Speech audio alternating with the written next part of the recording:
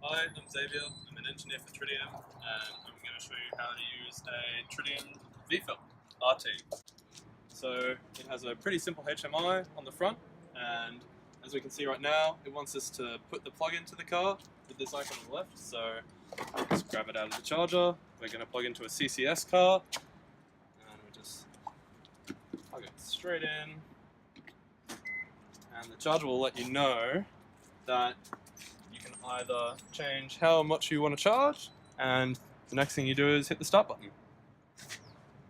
Once it starts charging and everything goes through the initiation, you'll be able to see how charged your car is, and as the charge goes on, how long it's been and how much energy has gone into the car. So as the car starts charging, if the RFID is enabled, it will lock you out, but this charger is free to use, so you can just disable the charge as soon as you want to. So the next thing that will happen is that you'll want to stop the charge, so this stop icon will be illuminated.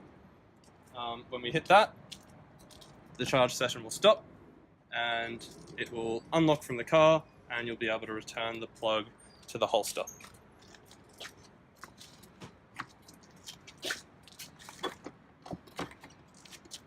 It's that easy. Thanks.